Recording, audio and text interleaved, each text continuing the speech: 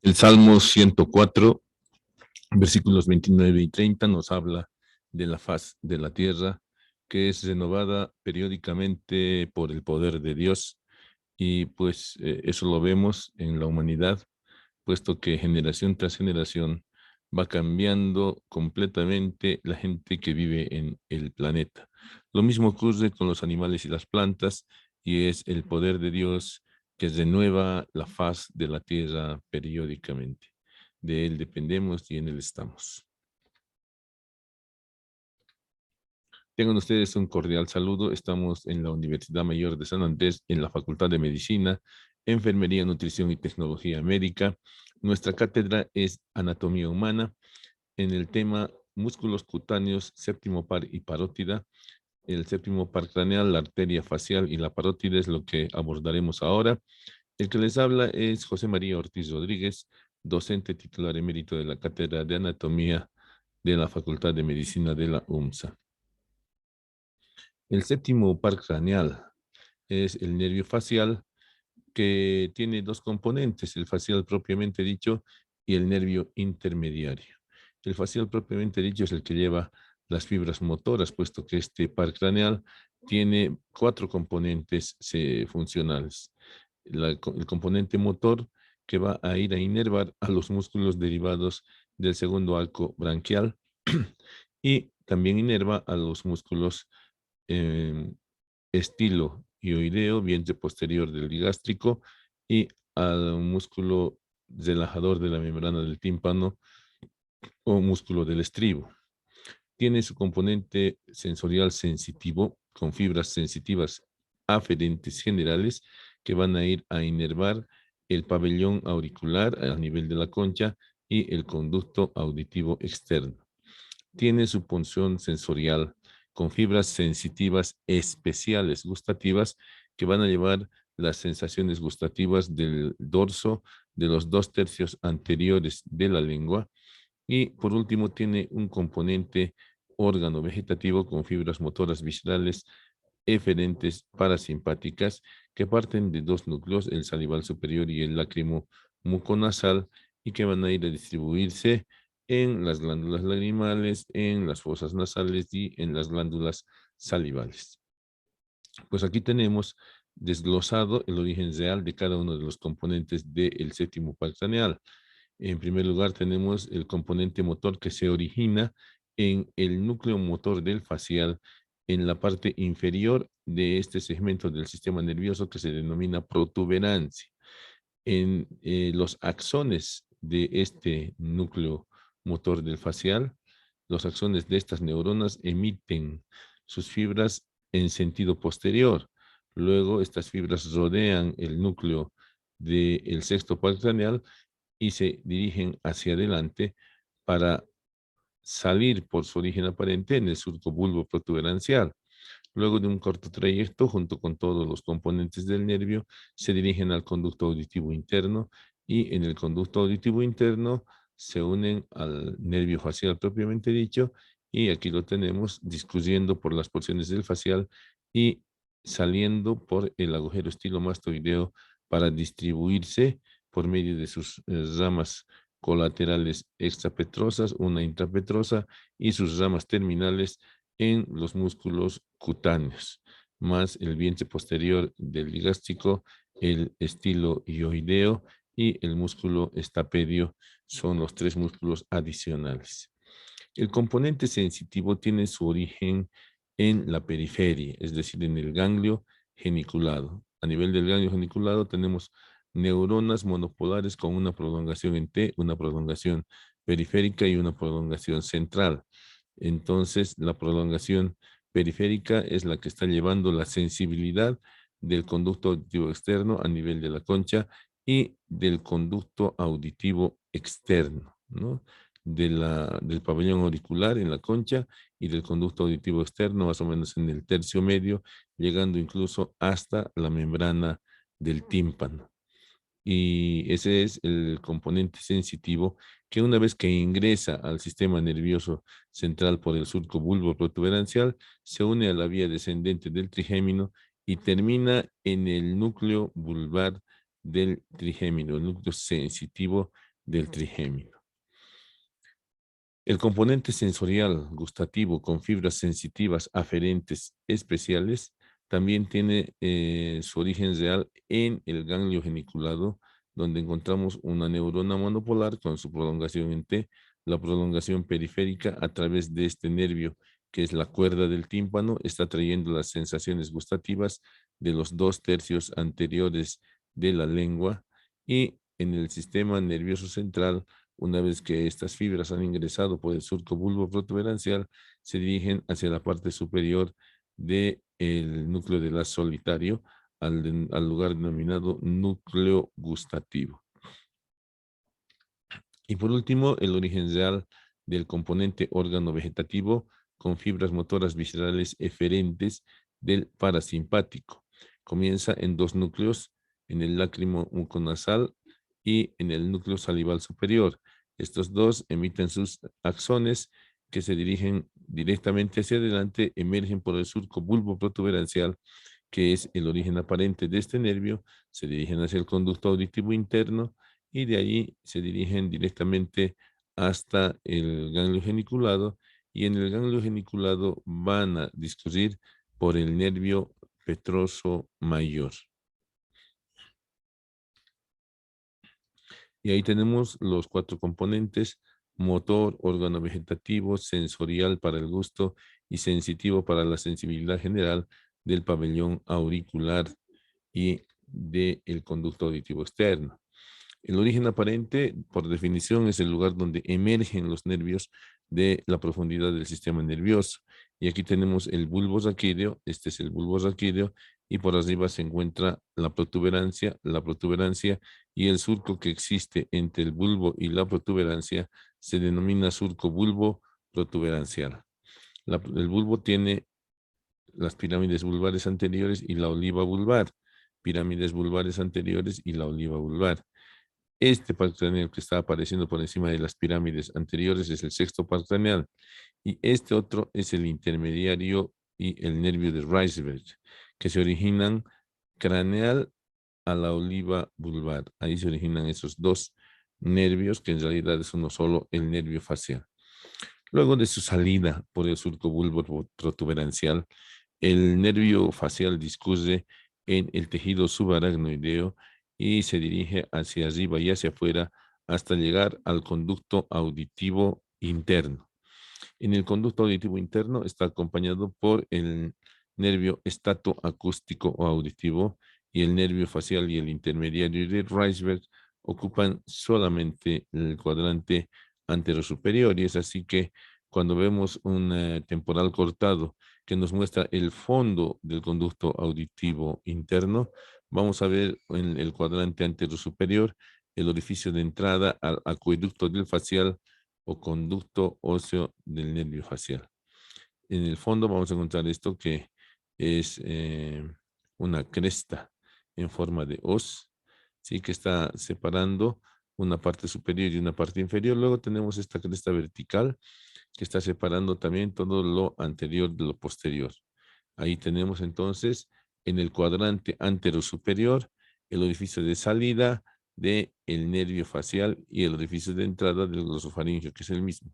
No, perdón, no es del glosofaringio, sino del intermediario, que es el mismo nervio, ¿no? Y ahí está precisamente el nervio facial y el nervio intermediario o de Reisberg. En el cuadrante anterosuperior, en el trayecto intrapetroso, vamos a encontrar que el nervio facial recorre un conducto que tiene 3 partes. Esto es el conducto auditivo interno hasta este nivel. Entonces ahí está el nervio facial en el cuadrante anterosuperior. Y entonces su primera parte es una parte que es transversal al eje del peñasco. Esa parte se llama laberíntica en relación con el laberinto del oído interno.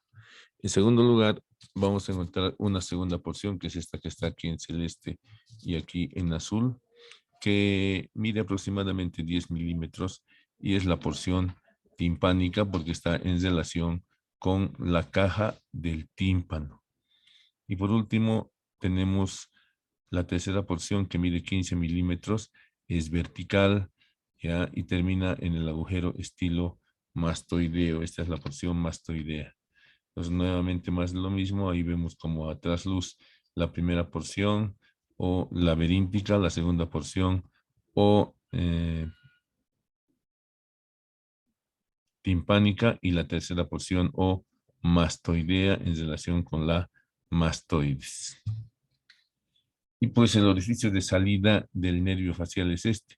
Ahí tenemos la apófisis mastoides, ahí tenemos la apófisis estiloides seccionada, y este es el orificio de salida del cráneo del nervio facial. Aquí está el del otro lado, y pues el nervio facial sale por ese orificio, da sus ramas colaterales extrapetrosas y termina introduciéndose entre los dos lóbulos de la glándula parótida, donde va a dar sus ramas terminales.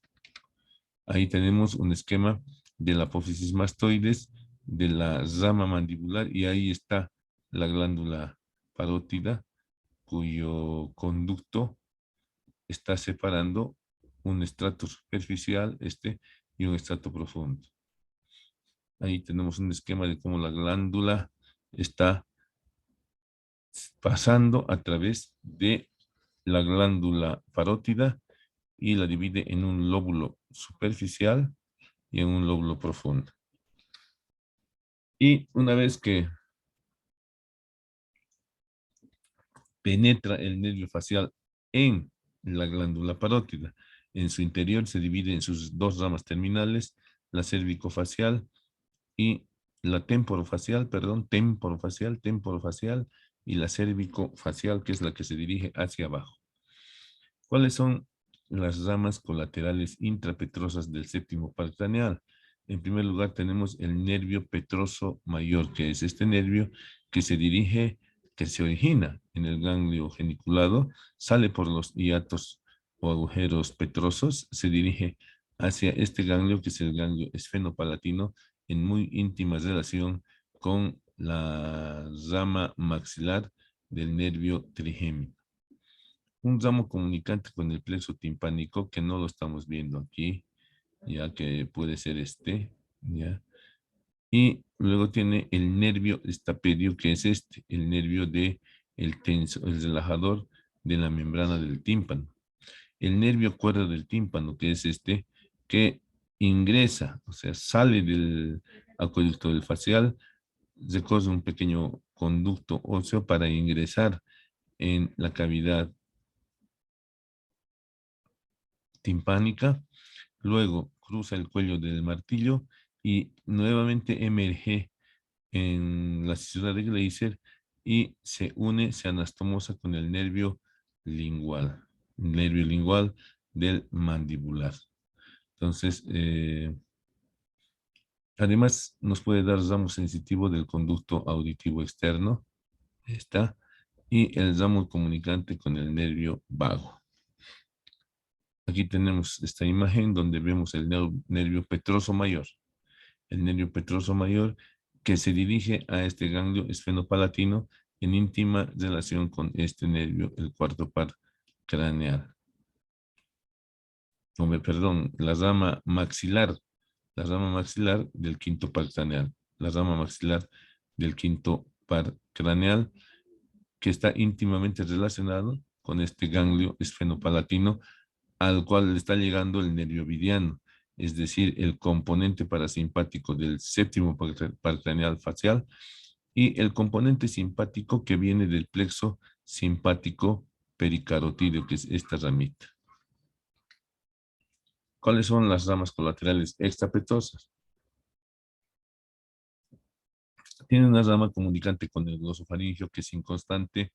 Este nervio, que es el nervio auricular posterior, que va a dirigirse a la inervación de los músculos auriculares posterior y superior, los ramos de los músculos estiloideo y vientre posterior del digástrico, una rama lingual que es muy inconstante. Y ahí tenemos una imagen de la cisura petrotimpánica inferior, por donde sale el nervio cuerno del tímpano para unirse con el nervio lingual. Ahí también nos están representando el nervio facial emergiendo por el agujero estilo mastoideo. Aquí tenemos un esquema de la distribución funcional órgano vegetativa y visceral aferente especial del nervio facial. Entonces, las fibras eferentes órgano vegetativas parasimpáticas se originan en el núcleo lacrimomuconasal y salival superior. Las del lacrimomuconasal se dirigen a través del ganglio geniculado hasta el ganglio esfenopalatino.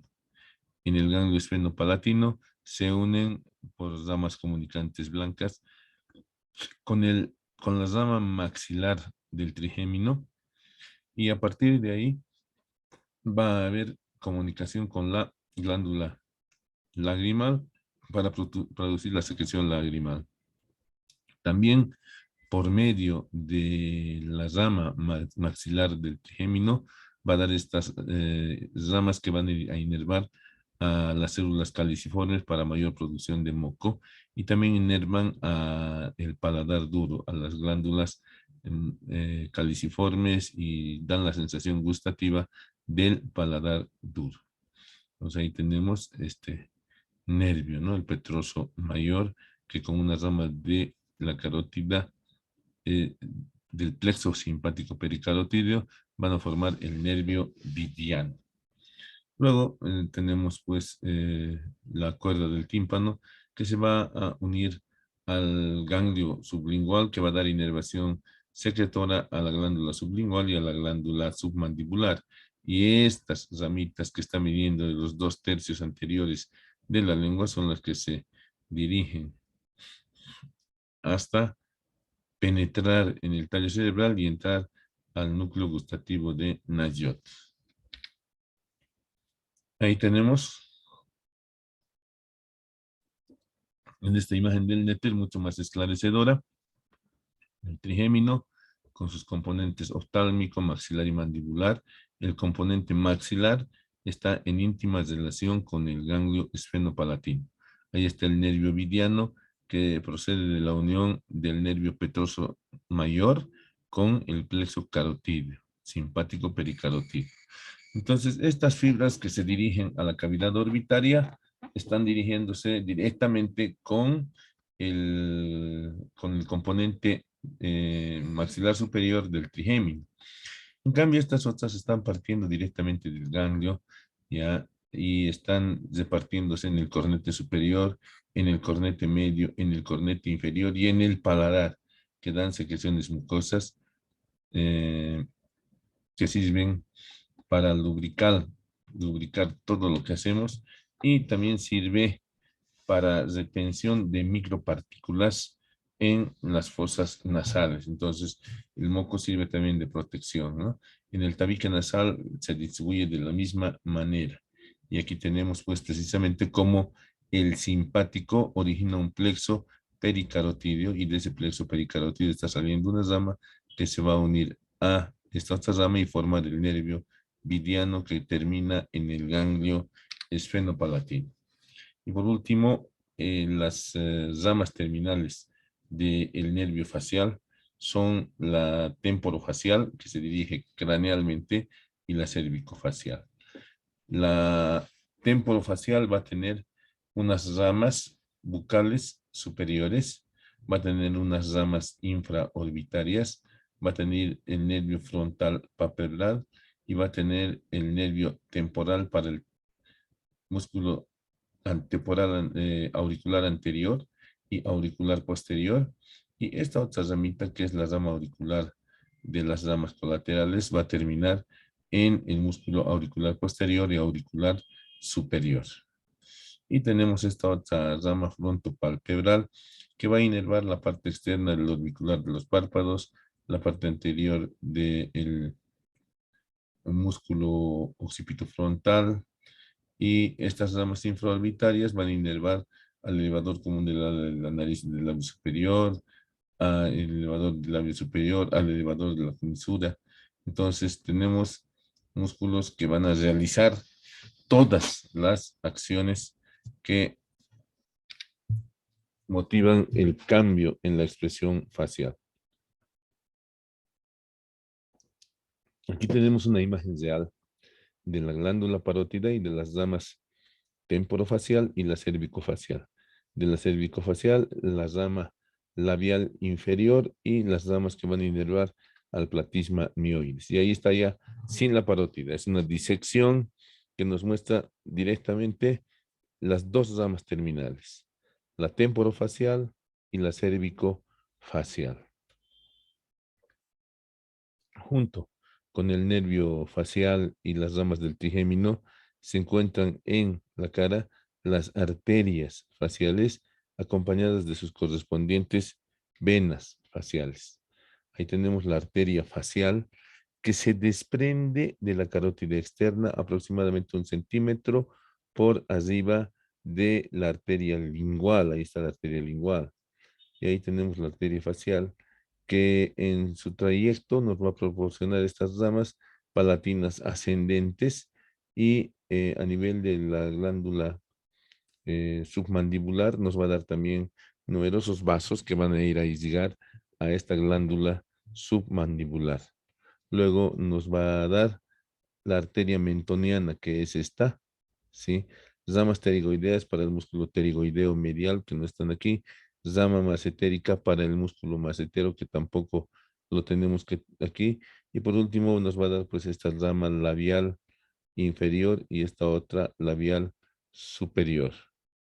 La arteria nasal lateral, ¿ya? Y la arteria angular, que es la rama de terminación de la arteria facial.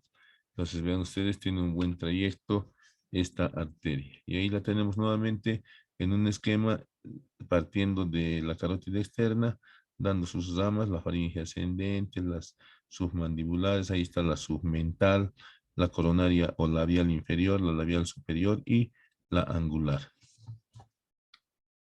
Y aquí estamos viendo nuevamente a la arteria facial, pero esta vez ya acompañada de su vena que se dirige hacia la vena yugular interna. Esta es la vena yugular externa con una de sus afluentes, el esternocleidomastoideo. Ahí está la glándula submandibular y ahí tenemos la vena facial.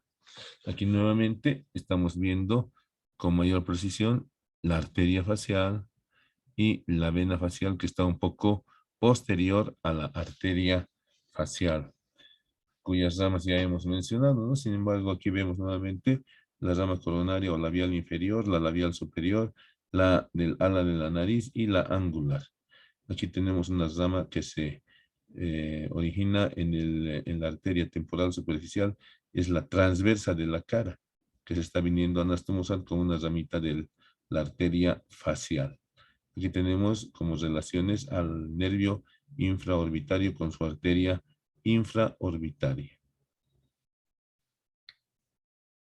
Y pues aquí tenemos las venas, ¿no? Esta es vena de un sistema y esta es nuestra vena, que comienza en la vena angular, se continúa con las venas de la nariz, con la vena labial superior, con la vena labial inferior, con las pterigoideas y terminaron independientemente en la vena yugular interna, pero pueden unirse la vena facial y la lingual y formar un tronco língulo facial que terminan en la yugular interna.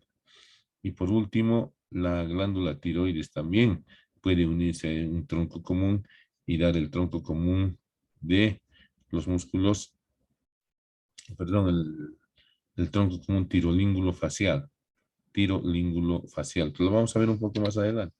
Aquí precisamente está. Cuando existe el tronco venoso tirolíngulo facial, pues sus ramas proceden de la arteria facial, de la lingual y de la tiroidea superior. Facial, lingual y tiroidea superior, y se forma el tronco tirolíngulo facial. Este tronco tirolíngulo facial, al desembocar en la vena yugular interna, ya junto con el nervio hipogloso, que es forman un triángulo, el triángulo de Farabev. Y aquí estamos viendo un detalle de las arterias angulares con las arterias subtrocleares que se anastomosan y se distribuyen en la piel adyacente. En esta imagen se ha delimitado un triángulo cuya base son las comisuras labiales y su vértice se encuentra en el vértice de la pirámide nasal. A este triángulo, por tener conexiones vasculares entre las estructuras superficiales y las estructuras profundas, se le ha venido a llamar ángulo de la muerte, puesto que esa comunicación de vasos superficiales con vasos profundos hacen que cualquier herida en esta región pueda ingresar, si es que esté infectada, con su material purulento al torrente sanguíneo. Pues el otro órgano que nos toca estudiar es esta glándula, la glándula parótida, que es una glándula salival mayor, muy en relación con el nervio facial, como hemos visto. Ahí está su conducto parótido que perfora el músculo buccinador y que termina en el vestíbulo de la boca. Ahí tenemos una imagen de McGraw-Hill un poco más elaborada, puesto que no es de esta forma, ¿no? Como vamos a ver. Ahí tenemos las ramas del nervio facial y ahí nuevamente la arteria parótida en el cadáver, el conducto parótido y las ramas de los nervios temporofacial y cérvico-facial. Y aquí tenemos precisamente cómo el nervio facial está dividiendo a la glándula parótida en dos lóbulos, en un lóbulo profundo y un lóbulo superficial. Pero no es solamente el nervio facial que se encuentra entre el lóbulo superficial y el lóbulo profundo de la glándula parótida. También se encuentran la terminación de la arteria carótida externa y el inicio de la yugular interna. Entonces ahí, o la yugular externa, perdón, que está formando en este caso la vena retromandibular. Pues la glándula parótida, que en este corte es esta que estoy delimitando, está dentro de lo que se viene a llamar celda parótide. En realidad no es una celda completa, sino está formada por diferentes aponeurosis de órganos vecinos. Por ejemplo, tiene una pared anterior formada por el borde posterior del macetero interno o pterygoideo interno, el borde posterior de la mandíbula y el borde posterior de el músculo macetero. Entonces, todos estos unidos por detrás forman la pared anterior del tabique de la glándula parótida.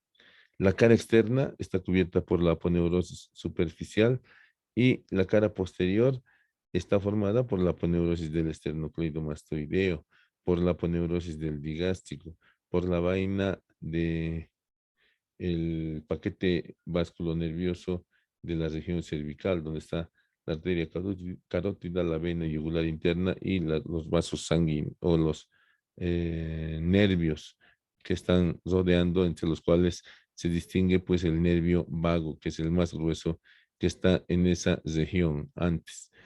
No hemos mencionado que también este ligamento, que es el ligamento esfenomaxilar, está formando parte de, eh,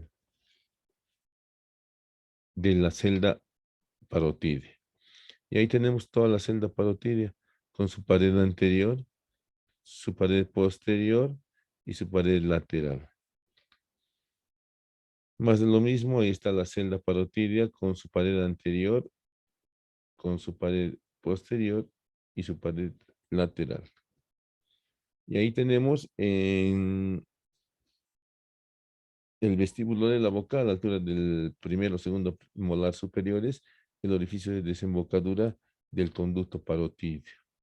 Ahora, la glándula parótida por arriba está formada por una aponeurosis que está limitada por detrás por el conducto auditivo externo y por delante por la articulación temporomandibular. Y por abajo, la celda parótidea está completada por este tabique que se denomina tabique intermaxiloparótideo. Y nuevamente más de la arteria facial introducida en el conducto parótideo. Cuando hay parotiditis puede darse lugar al aumento de volumen de la cara por aumento del volumen de la glándula parótida. pues en ocasiones puede haber tumores tan monstruosos como este que estamos viendo en la pantalla.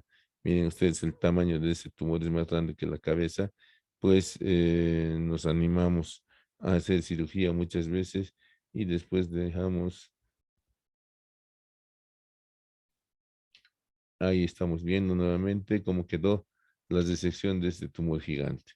A los que no lo conocen, este personaje se llamaba Tito Vilanove y era entrenador del Barcelona mientras tenía un cáncer de parótida. Lastimosamente tenía un cáncer muy agresivo y pues terminó falleciendo con cáncer de parótida. Muchas gracias por su atención.